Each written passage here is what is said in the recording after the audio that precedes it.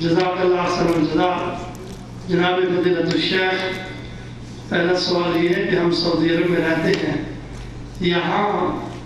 رہتے ہوئے ہم رسول اللہ صلی اللہ علیہ وسلم سے محبت کا کس طرح حق ادا کر سکتے ہیں؟ آپ کے لیے تو بہت آسان ہے، ہمیں تو پاکستان سے آنا پڑتا ہے، آپ کو تو ویزا بھی نہیں لگوانا پڑتا، آپ کو تو ویزا بھی لگایا ہے۔ آپ یہیں بیٹھے ہوئے بیت اللہ کی بہاریں لوٹیے، نمازیں ادا کیجیے، روزے رکھیے، حج کیجیے، جن جن چیزوں سے اللہ کے رسول نے منع کیا ہے ان چیزوں سے باز رہیے، جن چیزوں کا کرنے کا حکم دیا ہے ان کو کرنے میں شوق اور خوشی محسوس کیجیے، یہی محبت کا تقاضا ہے۔ اور آپ جب ایسا کریں گے تو انشاءاللہ العزیز، جیسا کہ میں نے ابتداء عرض کیا، من احب سنتی فقد احبنی ومن احبنی کان معی فی الجنہ، کہ اللہ کے رسول سے پیار ہی یہی ہے کہ آپ کی سنتوں سے پیار کیا جائے۔ جی جناب شیخ، وطر پڑھنے کا طریقہ قرآن و سنت کی روشنی میں بیان فرمائیے۔ وطر پڑھنے کے متعدد طریقے احادیث سے ثابت ہیں۔ ایک تو یہ پہلی بات تو تعداد میں بھی متعدد طریقے آئے ہیں، مثلا 1 بھی آپ پڑھ سکتے ہیں، 3 بھی پڑھ سکتے ہیں، 5 بھی پڑھ سکتے ہیں، 7 ہیں، 9 ہیں، 11 ہیں، 11 تک آپ وطر پڑھ سکتے ہیں۔ اور اگر آپ 5 تک پڑھتے ہیں اور آپ ایک سلام سے پڑھنا چاہتے ہیں تو آپ ہر رکعت پڑھنے کے بعد آپ کھڑے ہو جائیں، بیچ میں نہ بیٹھیں، ہر رکعت پڑھنے کے بعد آپ کھڑے ہو جائیں، صرف آخری رکعت میں آپ بیٹھیں۔ اور آپ اس سے اوپر بڑھنا چاہتے ہیں، یعنی 7 پڑھنا چاہتے ہیں، 9 پڑھنا چاہتے ہیں، تو آخری رکعت سے 1 رکعت کم میں بیٹھیں، یعنی 7 پڑھنا چاہتے ہیں تو 6ٹھی پر بیٹھیں، پھر 7ویں میں بیٹھیں، 9 پڑھنا چاہتے ہیں 8ویں میں بیٹھیں، پھر 9ویں میں بیٹھیں۔ جس طرح قادہ اولا ہوتا ہے اور قادہ اخیرہ ہوتا ہے، تو اولا آپ 8ویں پہ کریں، اخیرہ جو ہے وہ آپ 9ویں پہ کریں۔ اور اگر آپ الگ الگ سلام سے پڑھنا چاہتے ہیں تو آپ ہر 2 رکعت پر آپ سلام پھیر دیں، 2 رکعت پڑھ لیں، آپ سلام پھیر دیں، اس کے بعد آپ 1 رکعت پڑھیں، یہ آپ کے 3 وطر ہو جائیں گے۔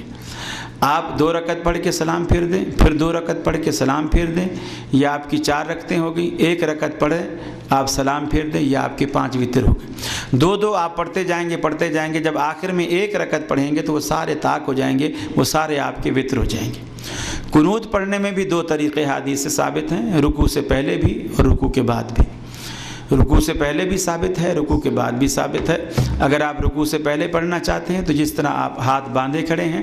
اس میں آپ کو اللہ اکبر کہہ کر رفع الیدین کرنے کی ضرورت نہیں ہے، آپ اسی طرح ہاتھ باندھے رہیں، آپ نے قرات ختم کی اور اس کے بعد آپ نے قنوت شروع کر دی۔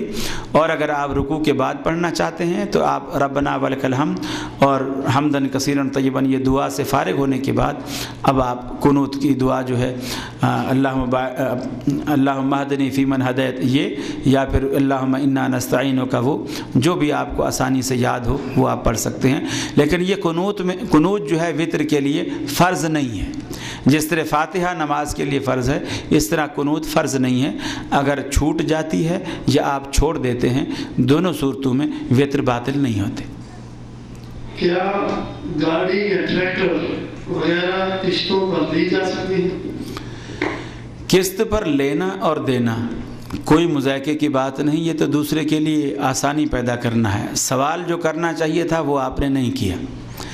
قسطیں کا معنی یہ ہوتا ہے کہ جی میں یکمشت پیسے نہیں دے سکتا تو میں اسے توڑ توڑ کر دوں گا، 100 روپے کو میں 10 قسطوں میں دوں گا، 10 روپے کر کے، تو یہ آپ نے اس کو ایک سہولت دے دی، یہ تو ایک احسان ہے، اچھی بات ہے اور نیکی کا کام ہے۔ پوچھنا یہ چاہیے تھا کہ قسط میں قیمت بڑھانا جائز ہے یا نہیں جائز، اور آپ کا پوچھنے کا مقصد بھی یہی تھا کہ قیمت قسطوں کے اندر قیمت بڑھانی چاہیے یا نہیں بڑھانی چاہیے۔ قیمت قسط میں نہیں بڑھانی چاہیے، وہ پھر احسان نہیں، وہ ظلم ہے۔ ایک تو اس کے پاس پیسے نہیں ہیں جبھی تو وہ یکمشت نہیں دے پا رہا،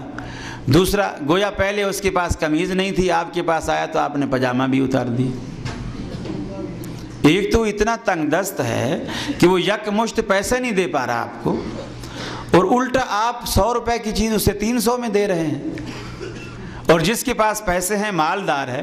وہ 100 روپیہ نقد دے رہا ہے تو آپ فوراً اس کو 100 روپے میں دے رہے ہیں، اور جو پیسے نہیں دے پا رہا قسطوں میں اس کو آپ 300 میں دے رہے ہیں، تو یہ ظلم ہے۔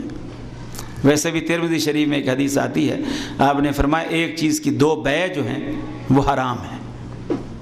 تو یہ بھی ایک دلیل ہے اس چیز کی کہ یہ درست نہیں ہے۔ جی انیس صاحب کا یہ سوال ہے کہ ایک آدمی اپنی بیوی کو طلاق دے دیتا ہے، دوسری بیوی پھر یعنی دوسری شادی کر لیتا ہے، جبکہ پہلے والی بیوی فوت ہو جاتی ہے تقریباً 20 سال بعد، تو کیا وہ شخص پہلی بیوی سے جس سے نکاح کیا تھا، طلاق دی تھی، اس سے دوبارہ شادی کر سکتا ہے؟ تو تم مر گئی تو اب شادی کیا کریں گے؟ قبر سے ہی شادی ہوگی اب۔ میرا خیال ہے اس میں سوال کو یہ اس طرح ہے کہ پہلی بیوی کو طلاق دی اور 20 سال کے بعد یہ دوسری بیوی فوت ہو گئی، کیا وہ اپنی پہلی بیوی سے شادی کر سکتا ہے؟ ہاں، پہلی بیوی سے شادی اگر تو اس کو 3 طلاقیں الگ الگ موقع کی دی تھیں تو پھر مرد بھلے جتنی شادیاں کرے اس سے کوئی فرق نہیں پڑے گا، اس عورت کو شادی کرنی چاہیے جس کو طلاق ہوئی ہے۔ اگر 3 طلاقیں الگ الگ موقع کی ہوئی ہیں، ایک تو یہ ہے کہ جیسے غصے میں ایک جگہ بیٹھے بیٹھے کھڑے کھڑے اس نے لکھ کر یا زبانی طلاق طلاق طلاق گولی کی طرح اس نے نکال دی، 10-12 دفعہ کہہ دیا، تو یہ ایک موقع ایک مجلس کی طلاق ایک رجی طلاق ہے۔ اس کے بعد عدت کے اندر اندر رجوع ہو سکتا ہے، 2 موقع استعمال کیے تو بھی رجوع ہو سکتا ہے، تیسرا موقع استعمال کیا تو اب یہ مغلظہ واقع ہو گئی، اب وہ رجوع نہیں کر سکتا، 2 تک رجوع کر سکتا ہے، تیسرے موقع پر رجوع نہیں کر سکتا۔ اب اس کی صورت گھر بسانے کی دوبارہ یہ ہے کہ وہ عورت جس کو اس نے طلاق دی تھی، یہ جو 20 سال کا عرصہ گزرا ہے، اس عرصے میں اس نے کہیں دوسری جگہ اپنی مرضی سے شادی کی کہ بھی اب پہلے نے تو طلاق دے ہی دی، اب ہم نے بھی تو آخر زندگی گزارنی ہے، اس نے شادی کر لی۔ اب اس نے شادی کی تو اس کا دوسرا خاوند فوت ہو گیا، یا اس سے بھی جھگڑا ہوا تو اس نے بھی طلاق دے دی، اب پھر عدت گزارنے کے بعد فارغ ہو کے بیٹھ گئی، تو اب یہ والا خاوند چاہے تو اس سے نکاح کر سکتا ہے بشرطے کہ وہ عورت بھی راضی ہو اور عورت کا ولی بھی راضی ہو، تو ان کی دوبارہ شادی ہو سکتی ہے۔ اور اگر 1 طلاق دی تھی یا 2 طلاقیں دی تھی اور 3 طلاقیں نہیں دی تھی اور پھر عدت گزر گئی تو اب وہ مغلظہ نہیں بائنہ واقع ہوتی ہے۔ بائنہ کے معنی یہ ہوتے ہیں کہ طلاق دینے سے اس کا نکاح ختم ہو گیا ہے، عورت اس پر حرام نہیں ہوئی ہے، یعنی ہمیشہ کے لیے حرام نہیں ہوئی ہے، نکاح ختم ہوا ہے۔ اب اگر یہ دوبارہ گھر بسانا چاہتے ہیں تو ان کا نکاح دوبارہ ہوگا، تو اب وہ صورت کی جو بھی آپ وضاحت کریں گے تو پھر یہ مسئلہ اس طرح ہوگا۔ جی حضرت الشیخ، میں نے اور میری بیوی نے حج کیا، 10 ذی الحجہ کو طواف زیارہ کیا، 12 ذی الحجہ کو میری بیوی حالت حیض میں تھی، اس حالت میں طواف وداع کیا ضروری تھا؟ اس میں بھی وضاحت نہیں کی کہ اس آدمی کا بھی طواف وداع اس نے چھوڑا ہے یا صرف بیوی کی مجبوری سے بیوی کا طواف وداع چھوڑا ہے، کیا اس پہ کوئی دم ہے؟ اس کی تفصیل بتائیں۔ اگر تو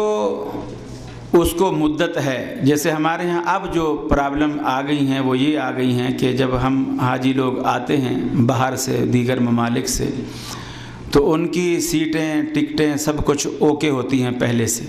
ہم اس کو اپنی مرضی سے آگے پیچھے نہیں کر سکتے، اور اگر ایسی سہولت موجود ہو